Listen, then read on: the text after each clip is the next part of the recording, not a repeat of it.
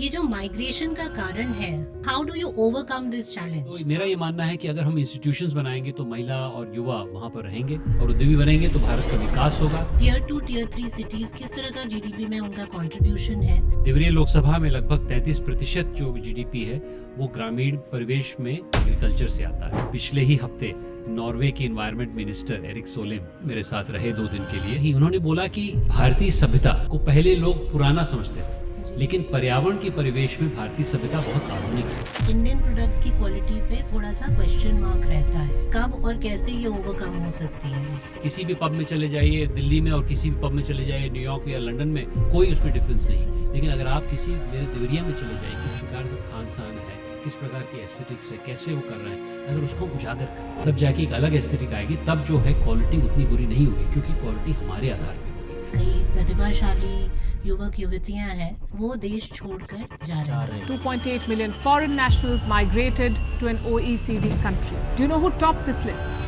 Indians. जब मैं पढ़ता था तो ब्रेन ड्रेन बहुत ज्यादा होती थी। कुछ प्रतिभाशाली लोगों को वापस लाया जाए। मैं उसका उदाहरण देता हूँ।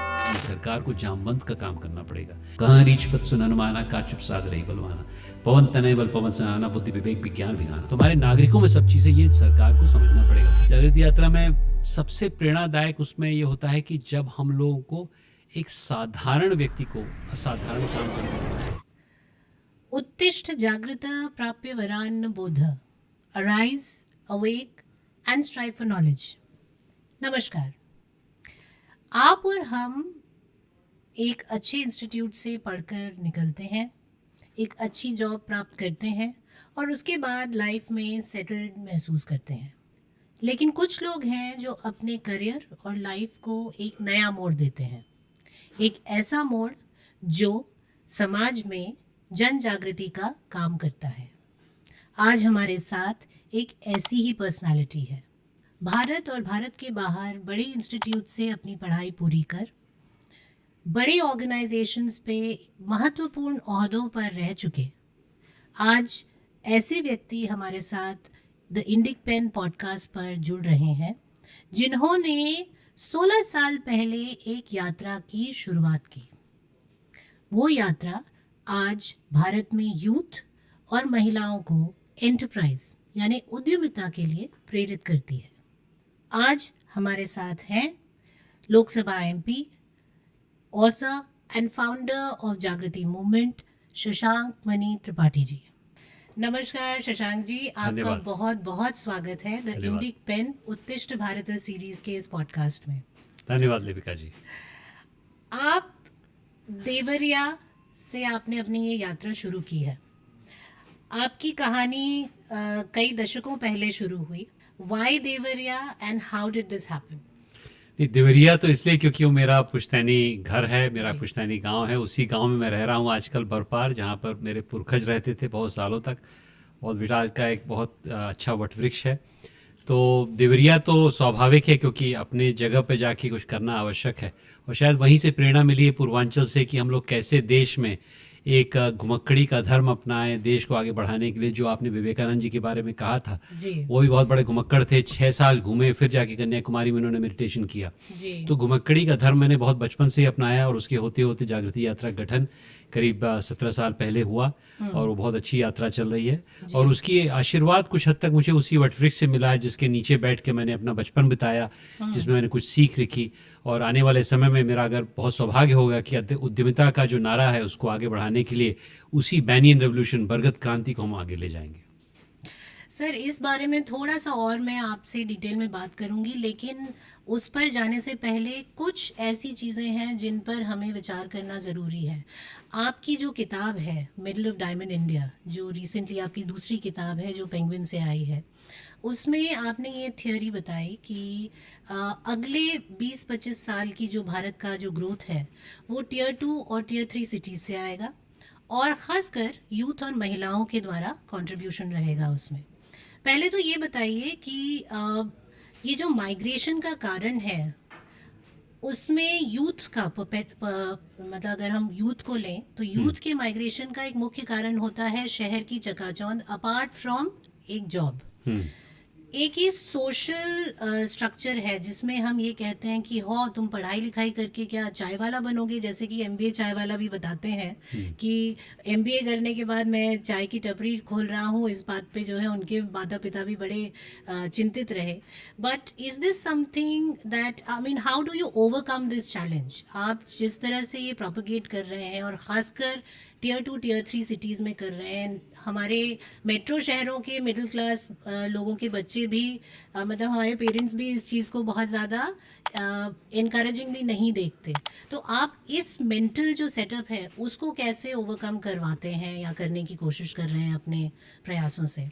पहले तो मध्य भारत को परिभाषित करते हैं। मध्य भारत, मिडिल ऑफ डायमंड इंडिया, जिसमें किताब लिखी गई है, जी उसमें अधिकांश भारतीय न तो बहुत गरीब हैं अभी, न तो बहुत अमीर हैं। जी वो खासकर टियर 2 टियर 3 जिलों में पलते हैं। जैसे 240 जिले हैं 750 जिलों में, जो जी टियर 2 टियर 3 माने जाते हैं, और जी वहाँ पर करीब 60% भारत रहता है। जी और ये 80 करोड़ भारत है, जो कि बहुत प्रतिभाशाली है। शायद अंग्रेजी उतनी अच्छी नहीं जानता है, लेकिन हिंदी, तमिल, बंगाली, मराठी में बात करता है। तो मेरा ये मानना है कि यदि उस मध्य भारत को मोबिलाइज हम नहीं करेंगे तो विकसित भारत का संकल्प जो आदरणीय प्रधानमंत्री जी ने लिया है और जिसके लिए हम लोग सब लोग तत्पर हैं, वो नहीं संभव होगा। और उसमें भी जैसा कि आपने कहा, यूथ और महिलाओं को, महिला कुछ हद तक अपना जमा के रहती हैं अपने अपने गांव जिलों में, लेकिन पुरुष वर्ग जो यूथ है वो भागता रहता है, क्योंकि उसको पर्याप्त वहाँ पर रोजगार की उपलब्धि नहीं है, सोशल स्ट्रक्चर्स नहीं है। तो हमने ये सोचा था कि ये पहले तो हम यूथ को जागृति के माध्यम से पूरे देश का भ्रमण कराएंगे, उनको दिखाएंगे क्या संभावना है, कैसे कैसे छोटे छोटे गाँव में, शहरों में लोग बड़े बड़ी उद्यमी खड़ा कर रहे हैं। और दूसरा, फिर वहाँ पर इंस्टीट्यूशंस बनाएंगे, क्योंकि बहुत सालों तक उस क्षेत्र का एक तरह से शोषण किया गया, जहाँ से स्वतंत्रता की पहली आज़ादी की आवाज़ उठी थी। आपको जान के ये मालूम होगा कि पूर्वांचल जैसे जगह में, या फिर झारखंड जैसे जगह में, या मान ली सांथालों का जो रेबेलियन हुआ पूर्वांचल में 1857 में हमारा पहला विद्रोह हुआ, लेकिन वही जगह जहाँ पर स्वतंत्रता की असली लड़ाई लड़ी गई थी, वो आज पिछड़े हैं। तो इसके पीछे ये रहस्य है कि वहाँ पर बहुत इंस्टीट्यूशंस नहीं बनाए गए, और जो इंस्टीट्यूशंस थे वो कॉलोनियल थे। तो 75 साल हो गए, अमृतकाल में हम लोग को वही इंस्टीट्यूशंस बनाना पड़ेगा, ताकि इंस्टीट्यूशनल वे में हम लोग वहाँ पर कैसे उद्यमिता का निर्माण करें, कैसे वहाँ पर रोजगार लाएं, कैसे रोजगार ही नहीं, जैसे मान लीजिए ग्राम प्रधान भी, उनको कैसे उत्साहित करें। तो एक तरह से अभी कॉन्स्टिट्यूशन का पिछले हफ्ते ही डिबेट हुआ था, तो कॉन्स्टिट्यूशन में भी एक बहुत बड़ा शब्द है बंधुत्व, फ्रेटर्निटी। कैसे हम लोग फ्रेटर्निटी को जगाएं 75 साल बाद, क्योंकि उसको दबाया गया था वहाँ पर जहाँ पर स्वतंत्रता की लड़ाई लड़ी गई थी। तो मेरा ये मानना है कि अगर हम इंस्टीट्यूशंस बनाएंगे तो महिला और युवा वहाँ पर रहेंगे, उद्यमी बनेंगे, और उद्यमी बनेंगे तो भारत का विकास होगा, रोजगार आएगा, स्थानीय रोजगार आएगा। मेरा पूरा विश्वास है आने वाले 25-30 साल में हम लोग एक विकसित भारत देश बन के उभरेंगे। एक और चैलेंज होता है अपार्ट फ्रॉम, आप कह रहे हैं कि जो एक्सपोजर का चैलेंज है उसको ओवरकम करने के लिए जो एक विजन है इंस्टीट्यूशंस लोकली क्रिएट करने का, जो उस तरह की नॉलेज इम्पार्ट करें, एजुकेशन इम्पार्ट करें, लेकिन एक और चैलेंज होता है जो कि होता है इकोनॉमी का। आज की डेट में टियर 2 टियर 3 सिटीज़ किस तरह का जीडीपी में उनका कंट्रीब्यूशन है? ऐसे कौन से सेक्टर्स हैं जिनसे ये कंट्रीब्यूशन आ रहा है, और आने वाले समय में आप इसको कैसे देखते हैं, कितना ग्रोथ देख रहे हैं आप वहाँ से? बड़ा प्रासंगिक सवाल है, क्योंकि 25 अक्टूबर को ही मैंने अपने संसदीय क्षेत्र में, जी मैं लोकसभा का सांसद हूँ देवरिया से, अपने संसदीय क्षेत्र में मैंने एक 10 साल की रणनीति बनाने के लिए एक टीम का गठन किया है, जी जो वहाँ के सकल घरेलू उत्पाद, वहाँ की जीडीपी को अध्ययन कर रही है, और हम लोग ये देख रहे हैं कि कैसे अगले 10 साल में उसको बढ़ाएं। तो उसका थोड़ा विश्लेषण मैं आपको प्रदान करता हूँ। देवरिया लोकसभा में लगभग 33% जो जीडीपी है वो ग्रामीण परिवेश में एग्रीकल्चर से आता है। अच्छा करीब 50% जीडीपी उसके आसपास का सर्विसेज में आता है, 50 से 55, और सिर्फ 5 या 6% मैन्युफैक्चरिंग में आता है। ऐसा नहीं कि 10 साल बाद ऐसा ही होगा, लेकिन अगर आपके प्रश्न को देखा जाए कौन सेक्टर को आगे प्रभावशाली वेग में करना पड़ेगा, तो मैं समझता हूँ कि 5-6 में का उल्लेख करूंगा। एक तो ग्रामीण परिवेश में एग्रो प्रोसेसिंग की बहुत आवश्यकता है, हस्तशिल्प कला की बहुत आवश्यकता है। वहाँ पर बहुत चीज़ें हो सकती हैं, परिधान में हो सकती हैं जो एम्प्लॉयमेंट जनरेट करें। उसी के साथ साथ सर्विस इकॉनमी में कई चीज़ें ऐसे हो सकती हैं, जैसे अच्छे स्कूल बनाए जाएँ, अच्छे अस्पताल खोले जाएँ जो अच्छी तरह सुचारू रूप से चलें, उससे भी सर्विस इकॉनमी में बढ़त होगी। आज के डिजिटल में बहुत काम हो रहा है। हमारे ही क्षेत्र में बहुत बड़ा एक प्रोजेक्ट हम लोग कर रहे हैं, डिजी शक्ति, जिसमें महिलाओं को हम लोग डिजिटल से जोड़ रहे हैं। घर बैठ के ही वो डिजिटल के माध्यम से कई उद्यमिता का प्रसार कर रही हैं। उसी के साथ साथ कई नई चीज़ें आ रही हैं, जैसे कि टूरिज्म पे बहुत हम लोग प्रभाव कर रहे हैं। टूरिज्म का बहुत अच्छा क्षेत्र है, क्योंकि कुशीनगर मेरे ज़िले के बगल में है, मेरी 2 विधानसभा कुशीनगर ज़िले में जाती हैं, तो वहाँ भी टूरिज्म का बहुत बड़ा प्रभाव है। तो इस तरह आप देखेंगे कि सर्विसेज और एग्रीकल्चर में बहुत है, लेकिन मैन्युफैक्चरिंग को भी बढ़ावा देना चाहिए। लेकिन दिक्कत ये है कि मैं मैन्युफैक्चरिंग को उस तरफ नहीं ले जाना चाहता हूँ जिससे पर्यावरण पे हानि हो। तो इसलिए हम चाहते हैं कि इलेक्ट्रॉनिक्स हो, जो आज की तारीख बहुत बढ़ रहा है, डिजिटल के माध्यम से कई सर्विस इंडस्ट्री लग सकती हैं, इस प्रकार की चीज़ें। मेरा सौभाग्य है कि मैंने रणनीति बनाई थी अंतरिक्ष की पिछले साल, और उसके होते होते कुछ ज़मीन खाली पड़ी हुई थी डिफेंस की, उसमें हो सकता है भगवान की कृपा होगी तो एक इसरो का स्पेस सेंटर हम लोग खोलने जा रहे हैं। उसी तरह हम लोग एक नया देवरिया का एक शहरीकरण का प्रयोग करना चाह रहे हैं। मेरा बहुत मन है कि वहाँ पर नारायणी नदी पे एक जलमार्ग बने, जो वहाँ से एग्रीकल्चर प्रोड्यूस हल्दिया डायरेक्टली ले जाए, और कुशीनगर एयरपोर्ट का हम एक्सपेंशन कर रहे हैं। तो ये सब चीज़ें हैं जिसमें हम लोग नवाचार से भी आगे बढ़ने की कोशिश कर रहे हैं। लेकिन एक चीज़ मैं कहूँगा कि बाहर से लाने वाली बात अलग है। मेरा सबसे बड़ा मानना है कि सबसे बड़ा संसाधन वहाँ के 26 लाख लोग हैं मेरे संसदीय क्षेत्र में, जिसमें 19 लाख तो मेरे वोटर ही हैं। तो उनकी हरमत शक्ति को मैं जगाऊं, तभी जाके आगे बढ़ पाएगा क्षेत्र। तो इसलिए हम लोग चाह रहे हैं कि वहाँ की ह्यूमन पोटेंशियल को जगाने के लिए, उसके लिए मैंने एक संगठन खड़ा किया है, उसका नाम है बरगद अमृत संगठन। तो इस प्रकार से हर चहुमुखी विकास के लिए हर सेक्टर में काम करना पड़ेगा। सर, आपने कहा कि आप अपने क्षेत्र में कई ऐसे कार्य कर रहे हैं जिनमें I am sure infrastructure strong होने की ज़रूरत है, and with every infrastructure development that happens, कुछ ना कुछ पर्यावरण पर उसकी हानि या उसका प्रभाव पड़ता है। अगर आप उत्तराखंड में देखें, जहाँ से मैं आती हूँ, वहाँ ये 4 धाम यात्रा के, जहाँ पे हम कोशिश कर रहे हैं कि एक टूरिज़्म जो है वो बढ़े, उसको बढ़ाने के लिए सड़कें चौड़ी कर रहे हैं, लेकिन उसका काफ़ी कुछ जो हानि है, जो वहाँ की नेचुरल इकोलॉजी है, उस पर भी पड़ रहा है। तो एक सस्टेनेबिलिटी वाला एक बहुत महत्वपूर्ण क्वेश्चन उठता है कि किसी भी क्षेत्र को आज की डेट में अगर आप शहरों में देखें तो पर्यावरण प्रदूषित है। There are so many problems because of development and infrastructural growth. अगर हम बात करते हैं कि टियर 2 टियर 3 सिटीज़ में भी हम इस लेवल का इंफ्रास्ट्रक्चरल ग्रोथ, क्योंकि ज़रूरत पड़ेगी, आई एम श्योर, जब सरकार सड़कें ला रही है, बिजली पानी ला रही है, तो साथ ही साथ बाकी चीज़ें भी सड़कों के साथ आएंगी। तो उस चीज़ पे कैसे ध्यान दिया जाए कि एक सस्टेनेबल ग्रोथ हो, जहाँ पे पर्यावरण को उस तरह की हानि ना पहुँचे जिस तरह की एक डेवलपमेंट की वजह से, इंफ्रास्ट्रक्चरल डेवलपमेंट की वजह से पड़ सकती है। ये बहुत अच्छा प्रश्न पूछा। मेरा ये मानना है, पूर्वांचल जैसी जगह में जहाँ पर आज की तारीख में पर्यावरण का बहुत प्रहार नहीं है, अगर आप वहाँ CO2 मिशन देखें तो औसतन रूप से भारत का CO2 मिशन 2 टन पर पर्सन है, वहाँ आधा टन से भी कम है। और अगर आप चाइना का देखें 8 टन है, अगर यूनाइटेड स्टेट्स का देखें 15 टन है। तो उनको बहुत एक तरह से प्रदूषण के लिए उन्होंने एक इंडस्ट्रियल सोसाइटी का निर्माण किया, मेरा ये मानना है। और एक बहुत मज़ेदार बात आपको बताऊं कि पिछले ही हफ्ते नॉर्वे के इन्वायरमेंट मिनिस्टर एरिक सोलेम, पहले इन्वायरमेंट मिनिस्टर, मेरे गांव आए, मेरे साथ रहे 2 दिन के लिए, इसी सैटरडे संडे को।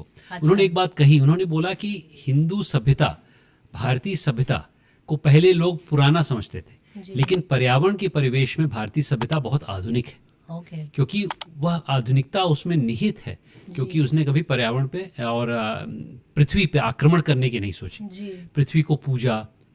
मेरा बरगद का पेड़ उन्होंने देखा, उन्होंने बोला 300 साल से खड़ा हुआ है, कैसे खड़ा हुआ है? मैंने बोला इसकी एक भी कोई डाल नहीं काट सकता। तो इस प्रकार से अगर हम पृथ्वी को पूजनीय समझते हैं, पृथ्वी की पूजा करते हैं, बल्कि उसको अपने से बड़ा समझते हैं, तो हम उसको कभी हानि नहीं कर सकते। तो यदि हम कल्चर का अपनी तरफ वो करें और चीन और यूनाइटेड स्टेट्स को फॉलो न करें, क्योंकि अगर हम अंधाधुन को फॉलो करेंगे तो हमारी सिविलाइजेशनल जो एनर्जीज है वो विकसित हो जाएगी। तो 3 मैं प्रयोग समझता हूँ पर्यावरण के लिए। एक तो विकेंद्रीकरण बहुत आवश्यक है। तो हमने देवरिया में क्यों इंस्टीट्यूशन बनाया है?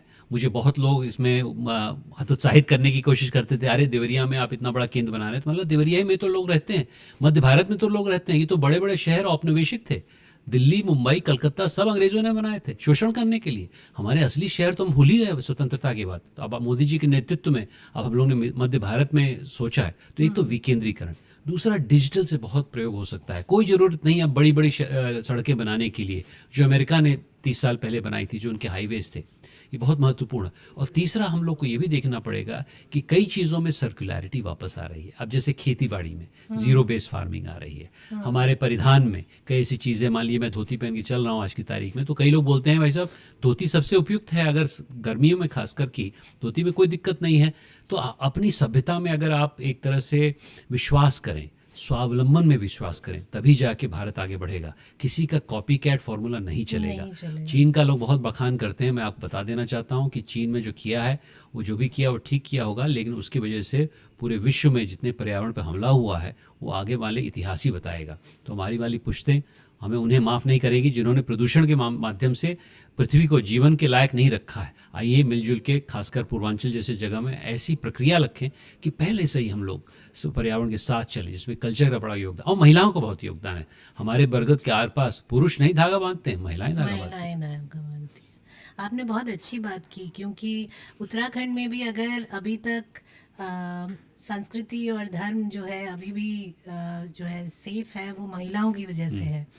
सर, बट एक और इशू आता है, एंड आई एम सॉरी मैं एक के बाद एक इश्यूज पे बात कर रही हूँ, बट एक इशू और आता है कि जब आप कहते हैं कि हम चाइना को ना एप करें, हम यूएस को ना एप करें, हम यहाँ पे उद्योग लगाएं, लेकिन अभी भी, और ये प्रयास आई थिंक कुछ सालों से ऑल ओवर इंडिया हमने कुछ चीज़ों में कोशिश की है, जैसे आई थिंक मोबाइल फ़ोन्स में ये कोशिश हो रही है, लाइटिंग एंड इलेक्ट्रॉनिक आइटम्स में ये कोशिश हो रही है, लेकिन फिर भी कहीं ना कहीं क्वालिटी को जब हम कंपेयर करते हैं, अभी भी इंडियन प्रोडक्ट्स की क्वालिटी पे थोड़ा सा क्वेश्चन मार्क रहता है।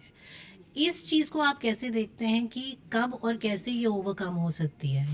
जी देखिए, क्वालिटी भी प्रसंग के अनुसार है। जैसे कि अगर हम लोग आधुनिक पाश्चात्य सभ्यता को देखें तो आधुनिकता का मतलब ये है कि बड़े बड़े टावर बनाए, आप हम सराउंडेड है उससे, हम आधुनिकता बोलते हैं कि बड़ी बड़ी चीज़ें बनाएं, लेकिन आधुनिकता वो भी है कि मैं अपनी नारायणी नदी जो मेरे संसदीय क्षेत्र के बगल से तमकुही राज्य में बहती है, उसके बगल में एक मैं अपना घर बना रहा हूँ, वो भी आधुनिक है, लेकिन भारत की तरह से आधुनिक है, जिसमें छप्पर का छत चलेगा, उसमें कई ऐसी चीज़ें होंगी जो हमारी तरह की होंगी। तो अगर हम मानक ये रखें कि जो पेरिस और न्यूयॉर्क और मिलान में आधुनिकता उसका परिभाषा है और उसके पीछे पड़े रहें कि हमें वैसे ही हैंडबैग बनाने हैं, नहीं, हमारे यहाँ तो मूंज के हैंडबैग बन रहे हैं जो महिलाएं अच्छी तरह पहनती हैं। तो अगर आप उसका पूरा अगर दृष्टिकोण चेंज कर दें कि हमारे ऊपर पिछले कई सालों से एक जिसे कहते हैं सोसाइटी का दबाव था कि हमारी एस्थेटिक्स भी शेप करी गई हैं पाश्चात्य सभ्यता से, हमारा हर पैमाना शेप किया गया है। मेरा ये मानना है, जो मैंने किताब में लिखा है, अगर अलग मॉडर्निटी हमें बनानी है, भारतीय मॉडर्निटी बनानी, आधुनिकता आवश्यक है, लेकिन वो जरूरी नहीं पाश्चात्य आधुनिकता हो। अगर हमें अपनी आधुनिकता बनानी है तो हमें मध्य भारत से शुरुआत करनी पड़ेगी, क्योंकि वहाँ भी अभी एस्थेटिक्स डैमेज नहीं हुई है। अगर बड़े शहरों में जाइए तो सब लोग नाच गाना उसी तरह करते हैं जैसे पाश्चात्य। आप किसी भी पब में चले जाइए दिल्ली में, और किसी भी पब में चले जाइए न्यूयॉर्क या लंदन में, कोई उसमें डिफरेंस नहीं।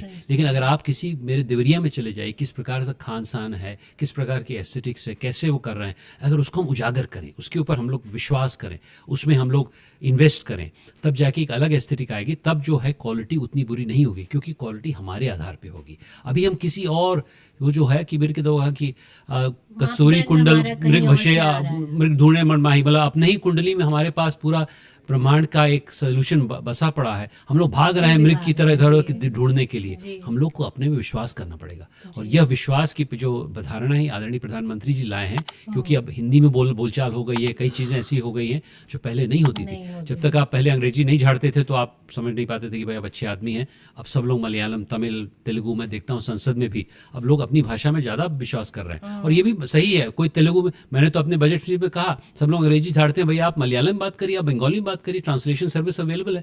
आपके 20 लाख वोटर बंगाली में बात करते हैं, अंग्रेजी में नहीं बात करते हैं। मैं देखता हूँ हर दिन लोग अपनी अपनी भाषा में बात करते हैं। मुझे भी अच्छी अंग्रेजी आती है, मैं भी 400 पन्ने किताब लिख चुका हूँ, लेकिन मैंने तो बोला है कि मैं सदन बोलूंगा तो हिंदी बोलूंगा। मेरे अधिकांश लोग तो हिंदी वाले हैं।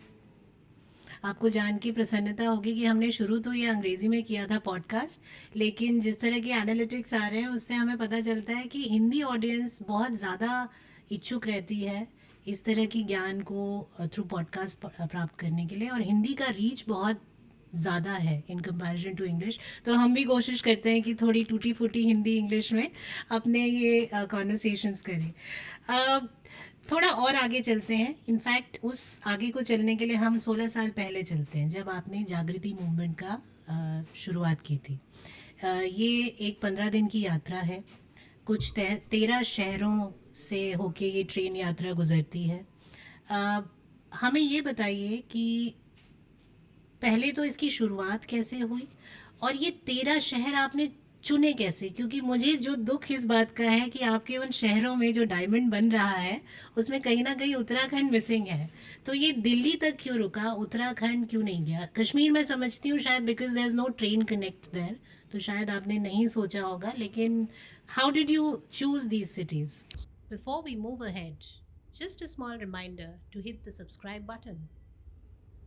पहले तो कश्मीर में भी ट्रेन कनेक्ट हो गया है, हाँ, आज ही अब बस हो पे गया ही जी।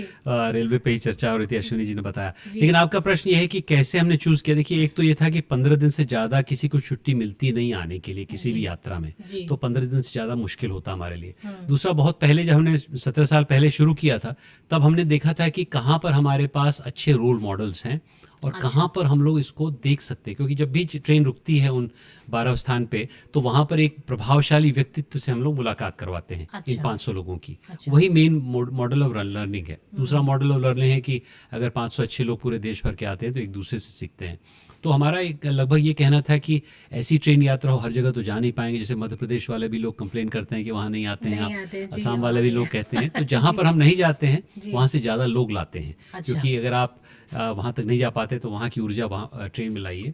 तो नॉर्थ ईस्ट से बहुत लाते हैं, कश्मीर से लाते हैं, अंडमान से काफ़ी लोग आते हैं, कई और जगह से आते हैं, मध्य प्रदेश से आते हैं। तो उसका ये चयन हुआ था कि हम लोग कैसे माँ भारती पे एक ट्रेन ट्रैक का माला पहनाएं।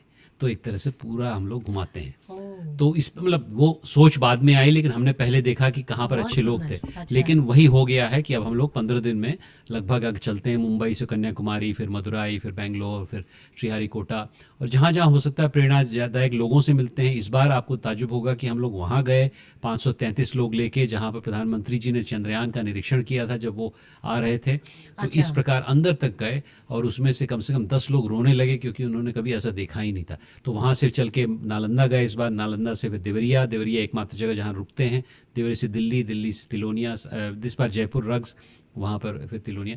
तो बहुत प्रेरणादायक रूट है। अब एग्जैक्ट साइंस तो मैं नहीं बता पाऊंगा, ऐसा नहीं था कि हम लोगों ने बहुत सोच समझ के किया, उसमें झोंक में आके कर दिया था, लेकिन जो निकला एकदम माला की तरह का है। बहुत सुंदर, बहुत सुंदर। इसमें जो आप यात्री चुनते हैं, थोड़ा सा उनके चुनने के प्रोसेस को लेके थोड़ा बताइएगा। एक तो मैं कहूँगा इस बार हम लोगों को ताज्जुब हुआ कि करीब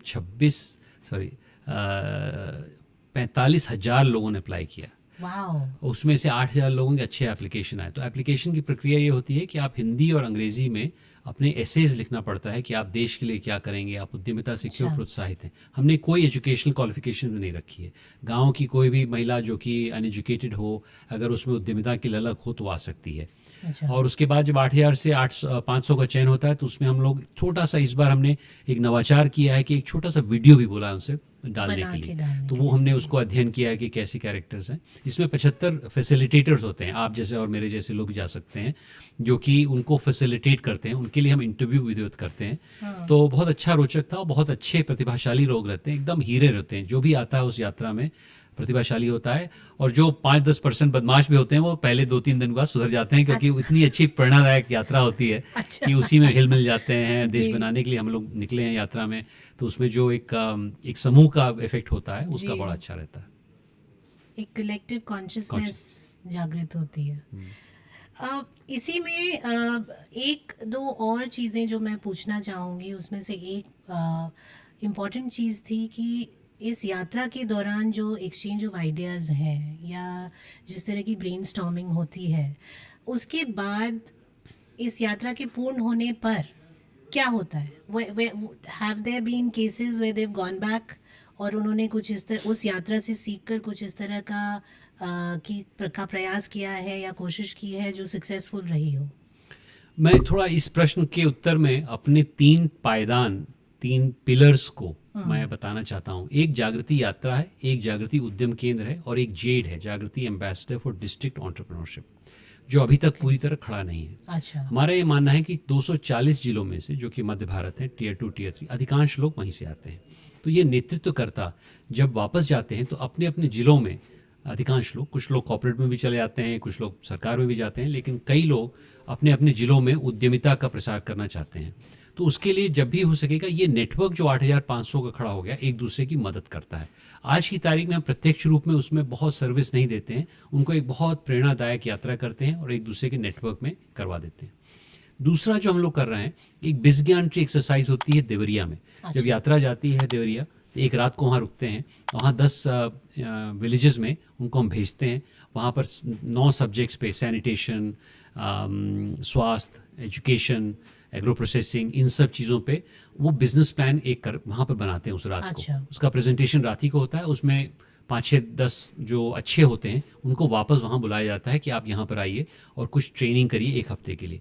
लेकिन सबसे महत्वपूर्ण दूसरा पायदान जो जागृति उद्यम केंद्र का है कि वहीं देवरिया में और देवरिया के 10 जिलों में, जिसमें 35 मिलियन लोग हैं, उसमें हम लोगों ने उद्यमिता का बहुत अच्छा प्रकल्प लिया है और वो बहुत अच्छी तरह चल गया है। अच्छा। 150 लगभग हम लोगों ने उद्यमी खड़े किए हैं, 7,000 लोकल रोजगार आए हैं। अभी वो 4 जिलों में और फैला है, पहले 3 जिलों में था, अब संत कबीर नगर, महाराजगंज, मऊ और बलिया में गया है। पहले गोरखपुर, देवरिया और कुशीनगर में था और 3 जिलों में और जाने वाला है। इस प्रकल्प से बहुत बड़ा फायदा ये हुआ है कि पूर्वांचल जैसी जगह जहाँ पर उद्यमिता का बहुत प्रसार नहीं है, वहाँ पर भी बहुत अच्छी प्रेरणादायक चीज़ें। और तीसरा जो अभी हम लोग अगले साल या उसके अगले साल लॉन्च करेंगे कि 240 जिलों में हम एक फ्रेंचाइज मॉडल करना चाहते हैं, जो हमने इन 10 जिलों में किया है, जिसमें एक 3000 स्क्वायर फुट का ऑफिस है, जिसमें लोग आते हैं, उनको एक प्रक्रिया 7M प्रोसेस हमारा है, उसके माध्यम से उनको हम एक तरह से उद्यमी बनाते हैं और अगर बने हैं तो उसको आगे बढ़ाते हैं। उसी को हम फ्रेंचाइज करेंगे ताकि हमारे 8000 लोग में से कुछ फ्रेंचाइजर्स वहाँ रहें। तो 240 जिले जिसमें 80 करोड़ लोग हैं, अगर उसमें हम लोग उद्यमिता का एक लहर ले आएंगे तो बहुत बड़ा काम हो जाएगा। और ऐसे ही अनुकरण करके कई लोग बाहर भी काम कर रहे हैं। 5 देशों में यात्रा का अनुकरण हुआ है। तो हो सकता है अगर हम लोग देश भर में इसका प्रचार करेंगे तो आगे चल के विश्व भी इसको अनुग्रहित करेगा।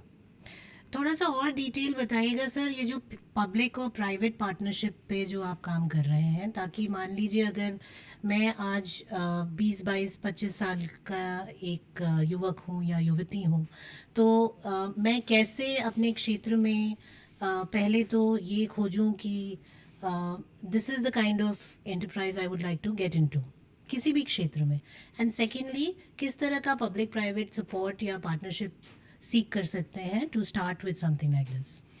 देखिए, सरकार काफ़ी चीज़ें दे रही है, जैसे लोन्स अच्छी तरह दे रही है, मुद्रा लोन और भी बड़े लोन दे रही है। तो मैं पब्लिक प्राइवेट पार्टनरशिप तो शायद ना कहूँ, लेकिन कैसे हम इकोसिस्टम बनाएं। जी। अब जैसे मैं देवरिया का ही उदाहरण लेता हूँ और इसी का अनुसरण और इसी का अनुकरण और लोग कर सकते हैं अपने जिलों में। तो देवरिया हमने क्या किया कि एक इंस्टीट्यूशन बनाया, क्योंकि चाहे कुछ भी कहिए, अगर इंस्टीट्यूशन नहीं होता है तो लोगों में विश्वास नहीं जागता है, खासकर पिछड़े इलाकों में। इंस्टीट्यूशन 6 एकड़ की ज़मीन बनाया, उसमें थोड़ा धन हम लोग लाए, एक बिल्डिंग बनाई, वहाँ पर हमने उद्यम कोर, उद्यम मित्र का एक कार्डर खड़ा किया, फिर ये जो फ्रेंचाइज ऑफिस खड़े किए। तो ऐसे ऐसे करके विश्वास जागा। तो ऐसे ही मैं समझता हूँ कि जो भी इस पॉडकास्ट को लिसन कर रहा है वो चाहता है कि वो भी खुद हमारे पद चिन्हों पे चले, तो हमारा फ्रेंचाइजी बन सकता है या अपने आप से ही यही काम कर सकता है यात्रा में आके।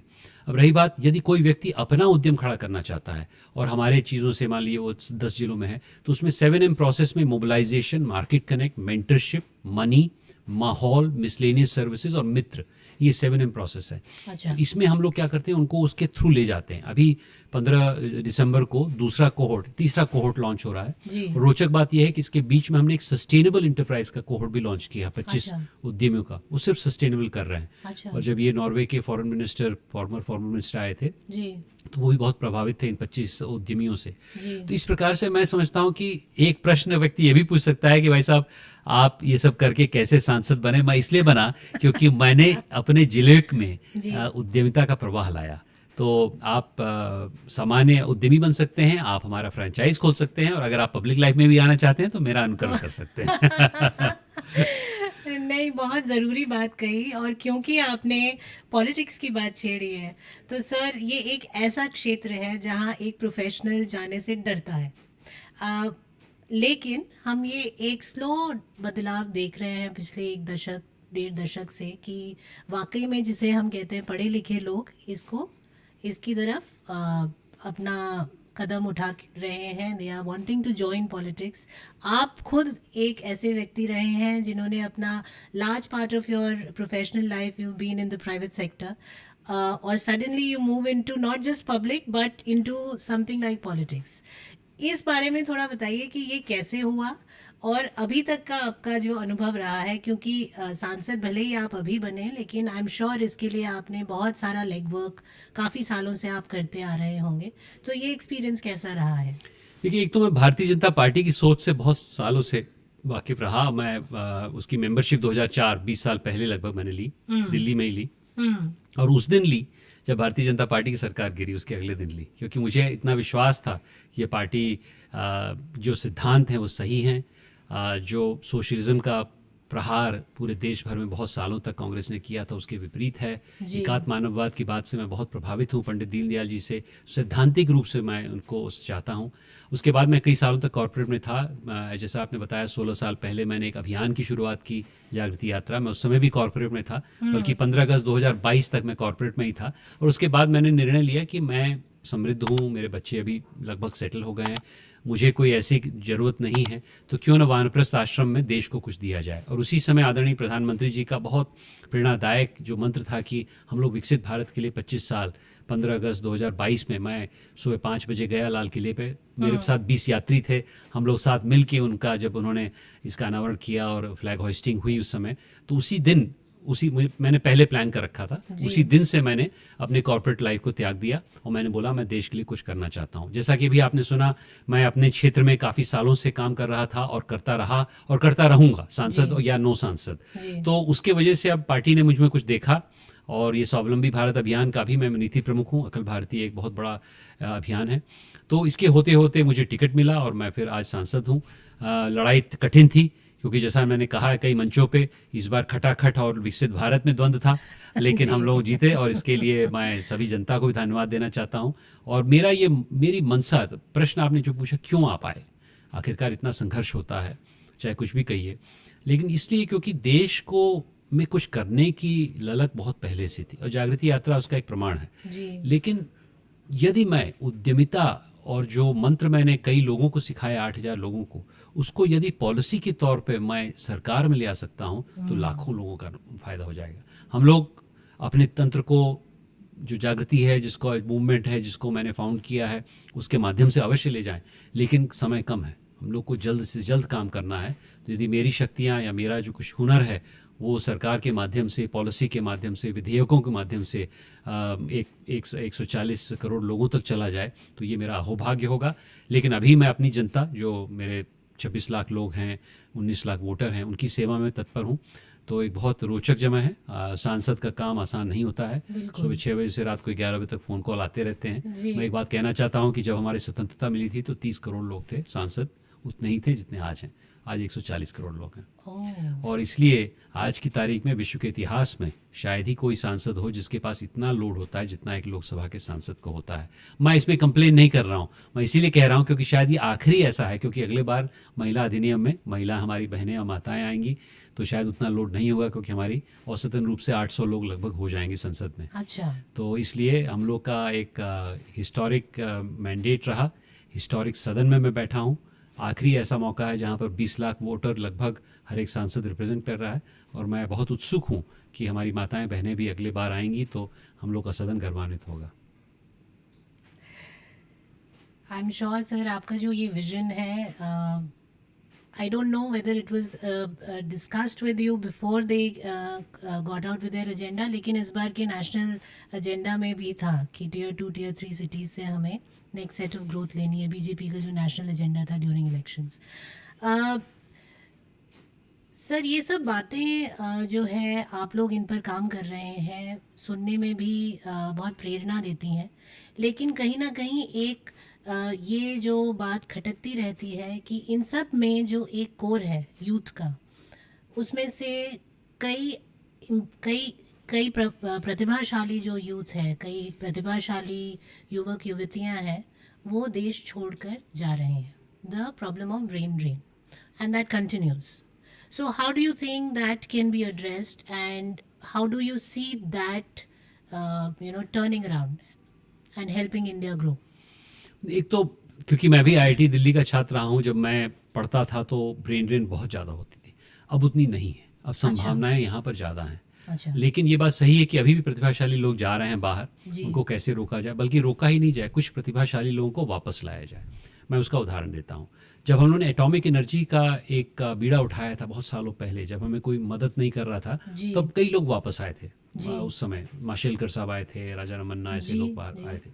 जब हमने अंतरिक्ष में स्पेस के लिए किया था, तब कई लोग वापस आए थे। अब एक और चुनौती है हमारे सामने, वो डिजिटल की चुनौती है, वो आर्टिफिशियल इंटेलिजेंस की है, मशीन लर्निंग की है। इसमें भी हमारे प्रतिभाशाली लोग पूरे विश्व भर में बैठे हुए हैं। तो मैं तो समझता हूँ रोकने के लिए हमें उनको ऐसी समस्याओं से साक्षात्कार करना पड़ेगा जिससे वो चैलेंज्ड हो, और उनको ऐसा इन्वायरमेंट देना पड़ेगा कि वो यहाँ रुके। मैं अपना उदाहरण देता हूँ। जब मैं आईआईटी में था, 4 साल था, मैं बीटेक में था, मैंने एक दिन बिताया जब मैं बाहर गया, जब मेरे एक प्रोफेसर थे, बड़े प्रेरणादायक थे, उसकी बात मैंने अपनी किताब में कही है, जो उन्होंने हीटिंग, वेंटिलेशन और कूलिंग में, प्रोफेसर धर, मुझे, हम लोग को, पूरी क्लास को एक यहीं पर होटल में ले गए थे। उस दिन मैंने इतना सीखा कि जितने 4 साल मैंने कभी नहीं सीखा। अच्छा। लेकिन वैसा कभी हुआ नहीं उसके बाद। तो आज की तारीख में हम लोग बड़े बड़े इंस्टीट्यूशंस में अपने लोगों को बंधक बना के समझते हैं हम उनको थ्योरेटिकल करेंगे। उनको ले जाइए यात्रा में, उनको दिखाइए देश में क्या हो रहा है। जो भी यात्री जाता है उसके मन में भावना उठती है कि इतना देश बड़ा है, उसमें इतनी अच्छी चीज़ें हैं, इतनी समस्याएं हैं, कैसे उसमें एंगेज करें। सो एक तो ये है। दूसरा, हमें इनेबलिंग इन्वायरमेंट देना पड़ेगा। मेरा ये कहना है कि सरकार को हर चीज़ करनी नहीं है, सरकार को जामबंद का काम करना पड़ेगा। मेरा बड़ा प्रिय छंद है, मैं आपको सुनाता हूँ। कहाँ रीच पत सुनन माना, का चुप साध रही बलवाना, पवन तनय बल पवन सनाना, बुद्धि विवेक विज्ञान भिगाना। आप में सब चीज़ है, तो हमारे नागरिकों में सब चीज़ है, ये सरकार को समझना पड़ेगा, प्रधानमंत्री जी कहते हैं। और तीसरा, हमें लोगों को वापस लाना पड़ेगा। और चौथा, जो कि हमें मदद कर रहा है, कि पूरे विश्व में आज की तारीख में कोई ऐसा देश नहीं है जिसमें इतनी शांति आज की तारीख में इंडिया में है। कहीं ऐसा नहीं कि हम सब चीज़ सही कर रहे हैं, कुछ हमारे में भी खामियां हैं, स्वाभाविक है। लेकिन अगर आप ट्रंप के यूएसए को देखें, अगर आप यूरोप को देखें, मैं कल ही 4 जर्मन एमपीज़ के साथ मैंने डिनर किया, एक मीटिंग सी थी, उनका एक्सचेंज हमारे साथ, हमारे यहाँ भी 4 एमपी थे, हम लोग बैठे थे। तो मैंने देखा कि उनमें मन में इतनी उत्सुकता थी भारत के बारे में, और इतनी निराशा थी जो यूरोप में हो रहा है, अगर आप देखें। और अगर आप जापान को भी देखें, जो बहुत उगता सूरज था, वहाँ भी इतना बुढ़ापा आ गया है कि वो भी डिक्लाइनिंग सिविलाइजेशन है। कई लोग बोल रहे हैं Japanese civilisation is really going through very tough phase of decline. तो ऐसा नहीं कि हमारे यहाँ खामियां नहीं है, कई चीज़ें हमें करनी है। इसीलिए तो प्रधानमंत्री ने बोला है विकसित भारत के लिए काम करना है। अभी हमारी जीडीपी उतनी बड़ी नहीं है, पर कैपिटा नहीं है, लेकिन फिर भी बहुत संभावनाएं हैं। और ये हो सकता है हर व्यक्ति के लिए नहीं है। कई ऐसे लोग हैं जिसको चुनौती से आगे सामने पड़ा, जैसे विवेकानंद से आपने शुरुआत की, उठो जागो उठो, ऐसे लोगों को हमें मिलाना पड़ेगा। तो मुझे ऐसा लगता है कि कुछ लोग तो जाएंगे बाहर, कोई नो डाउट, लेकिन अधिकांश लोग अब वापस आने की सोच रहे हैं, और हम लोग को भी उनको स्वागत करना चाहिए। मुझे लगता है कि प्रधानमंत्री जी ने इस वर्ष ही आई थिंक एक और जो प्रेरणा दी है वो ये है कि नए लोगों को जिनका कोई पॉलिटिकल बैकग्राउंड नहीं है उन्हें पॉलिटिक्स में एंट्रेंस देंगे। तो ये भी एक तरीका होगा पॉलिसी को इम्प्रूव करने का, अगर नए लोग यूथ जो है पॉलिटिक्स एंटर करें।